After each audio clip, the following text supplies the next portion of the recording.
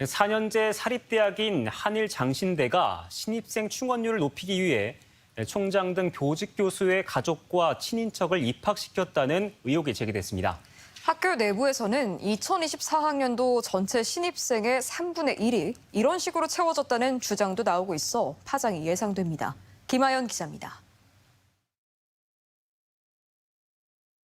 올해 한일장신대 신입생 2차 추가 모집에 지원한 학생 명단입니다.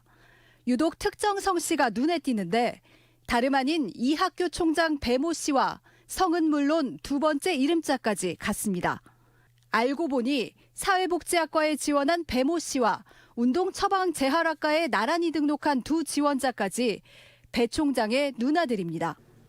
수상한 지원자는 이들뿐만이 아닙니다.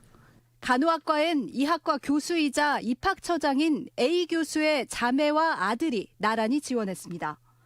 같은 과 B 교수의 남편도 간호학과에 입학했습니다.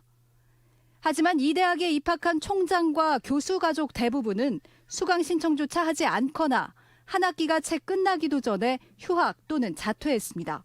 제가 다니려고 했었는데 하다못하고 못해가지고. 그럼 휴학을 하신 건가요? 아니면 자퇴를 하신 건가요? 그 내용은 이제 자퇴인지 그거는 제가 잘 모르겠는데.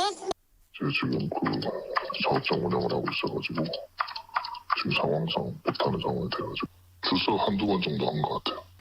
내부에선 신입생 충원률을 높이기 위해 학교 측이 가족이나 지인 등을 입학시키고 이후 수강 신청을 하지 않거나 휴학 또는 자퇴한 경우가 최소 30명, 많게는 60명에 이른다는 주장이 나왔습니다.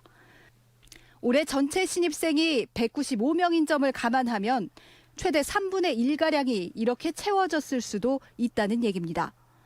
특히 마감 직전 약 3시간 동안 39명의 지원자가 몰렸는데 조직적으로 가짜 원서를 만들었다는 의혹도 제기됐습니다. 총장하고 그 입학처장하고 앉아가지고 계속 원서를 작성하더라고 누가 그러더라고요. 그래서 저래도 되는가 싶었습니다. 조직적인 입학 비리가 있었던 게 아니냐는 의혹이 불거지자 교육부는 이미 지난 4월 이 대학에 대한 조사에 착수해 3차례의 현장 방문도 진행한 것으로 알려졌습니다.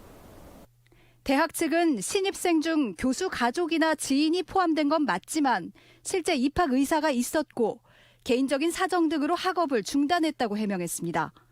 하지만 일부 지원자들의 원서를 대신 작성했고 나중에 자필 원서로 대체했다는 사실은 인정했습니다.